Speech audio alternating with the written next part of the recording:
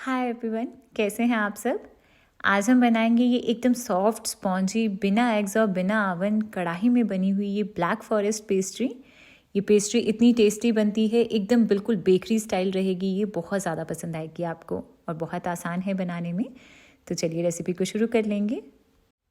तो पेस्ट्री के लिए सबसे पहले हमें इसकी स्पॉन्ज बनानी है, जिसके लिए हम इसका बैटर तैयार कर लेंगे। तो एक बोल में मैं यहाँ पर ले रही हूँ ये आधा कप जितना हल्का गर्म दूध।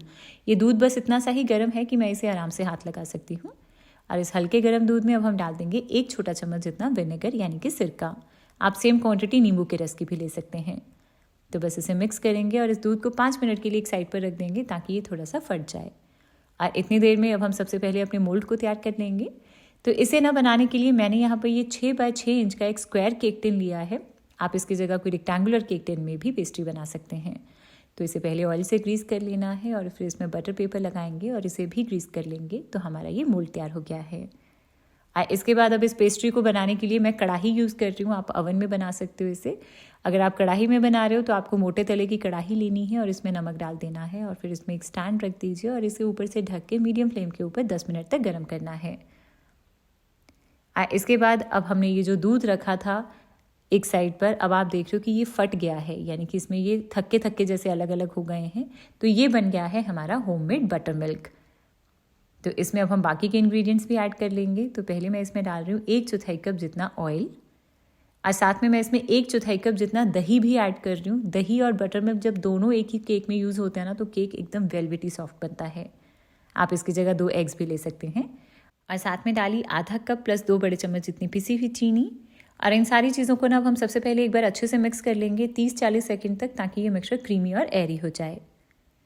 इसके बाद अब हम इस बोल के ऊपर एक छन्नी रख लेंगे जिसमें डालेंगे 1 कप मैदा। आप सेम क्वांटिटी गेहूं के आटे से भी केक बना सकते हैं। और साथ में जाएगा 1/4 कप जितना कोको पाउडर, 1 छोटा चम्मच बेकिंग पाउडर और 1/4 छोटा चम्मच मैं बेकिंग सोडा डाल रही हूँ, क्योंकि मैंने विनेगर भी ऐड किया है इसलिए बेकिंग सोडा कम रखना है। और 1 पिंच नमक डाल के इन सारे इंग्रेडिएंट्स को छान लेंगे। इसके बाद ना अब एक स्पैचुला के साथ हम इसे बिल्कुल हल्के हल्के हाथों से कट और फोल्ड करते हुए मिक्स करेंगे। आप चाहो तो अब भी विस्क ले सकते हो इसे मिक्स करने के लिए, बट उसे बिल्कुल हल्के हाथ से चलाइएगा और एक ही डायरेक्शन में।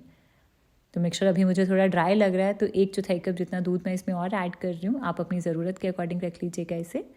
तो बस मिक्स करने के बाद अब फाइनली हमारा ये केक बैटर तैयार हो गया है। अब आप देख रहे हो इसकी कंसिस्टेंसी बिल्कुल नॉर्मल बैटर की तरह रिबन फ्लोई कंसिस्टेंसी है इसकी। तो अब हम अपने इस बैटर को डाल देंगे इस ग्रीस किए हुए मोल्ड में। मोल्ड को थोड़ा सा टैप कर लेंगे। इतनी देर में अब ये जो कढ़ाई हमने गर्म होने के लिए रखी थी, अब ये भी अच्छे से गर्म हो गई है। तो केयरफुली इस मोल्ड को इसमें रख देना है और इसे ऊपर से ढक के अब हम इस केक को बेक करेंगे लो मीडियम फ्लेम के ऊपर तकरीबन 35 से 40 मिनट तक, या तब तक जब तक कि टूथपिक क्लियर आ जाएगी। और हाँ, टाइमिंग्स थोड़ी सी आगे पीछे हो सकती हैं, तो 30 मिनट के बाद आप इसे ज़रूर चेक करिएगा। और अगर आप ओवन में इस पेस्ट्री को बना रहे हो तब आपको इसको प्री हीटेड ओवन में 180 डिग्री पर 35 से 40 मिनट तक बेक करना है। ये तब तक जब तक कि टूथपिक बिल्कुल क्लियर आ जाएगी।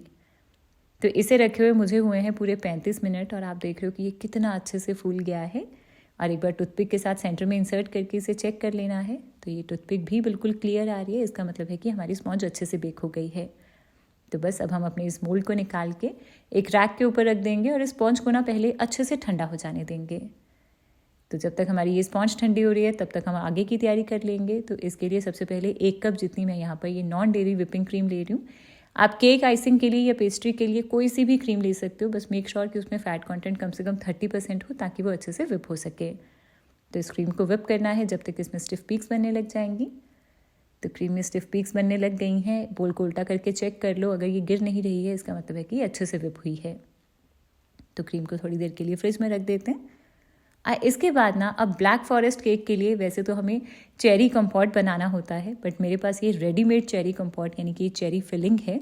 ये मार्केट में आजकल बहुत इजीली अवेलेबल है। मैं इसी से ही ये पेस्ट्री बनाऊंगी। वैसे पहले मैंने फ्रेश चेरीज़ के साथ भी ब्लैक फॉरेस्ट केक बनाकर दिखाया है। अगर उसकी रेसिपी चाहिए तो लिंक नीचे डिस्क्रिप्शन बॉक्स में है, वहाँ से चेक कर लीजिएगा।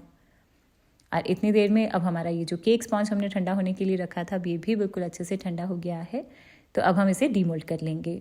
तो एक बार चाकू से साइड्स को अलग कर लेना है और फिर किसी भी बोर्ड या प्लेट के ऊपर इसे उल्टा करके निकाल देंगे। केक बहुत इजीली बाहर आ जाएगा।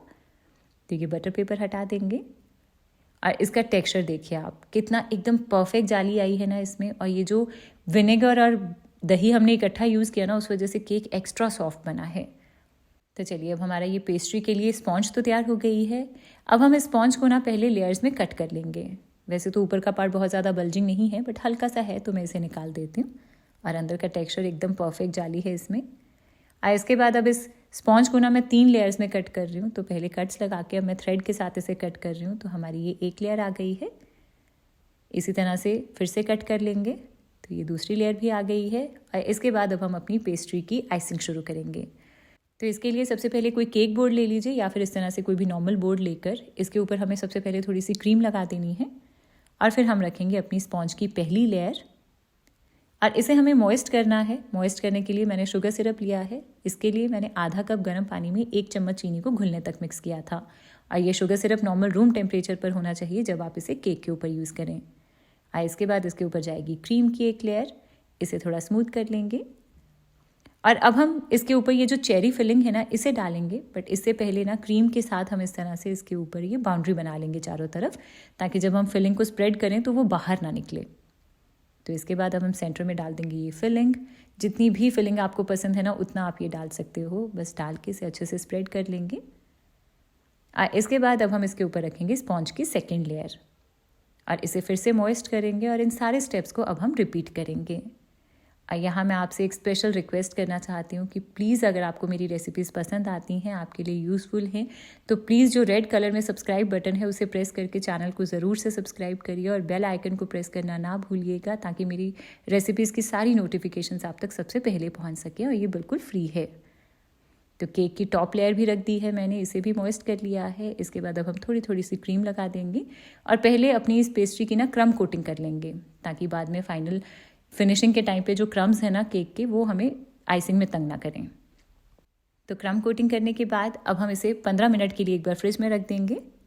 और इतनी देर में ना अब हम ब्लैक फॉरेस्ट केक बना रहे हैं, तो इसके लिए हमें चाहिए होगी थोड़ी सी चॉकलेट। इसके साथ हम चॉकलेट शेविंग्स बनाएंगे, जिसके लिए ना मैंने यहाँ पर ये पिलर लिया है। पिलर की चाहो तो आप ये वाली साइड यूज़ कर सकते हो, बट मैं ये जो चिप्स बनाने वाली साइड होती है ना, मैं ये यूज़ करती हूँ। और इसके साथ इस तरह से इसे ग्रेट कर लेती हूँ, ताकि ये पतली पतली सी शेविंग्स निकल आएंगी। तो ये चॉकलेट शेविंग्स हम यूज़ करेंगे अपनी गार्निशिंग में। तो बस हमारी चॉकलेट भी तैयार हो गई है और केक को रखे हुए 15 मिनट भी हो गए थे। अब हम फाइनल क्रीम के साथ इसे एक बार फिर से कवर कर लेंगे। तो इस तरह से सारी तरफ क्रीम लगा के इसे थोड़ा थोड़ा सा स्मूथ कर लेंगे। बहुत ज़्यादा फिनिशिंग की वैसे ज़रूरत नहीं है, क्योंकि सारे पेस्ट्री को यानी कि सारे सरफेस को मैं चॉकलेट से ही कवर करने वाली हूँ।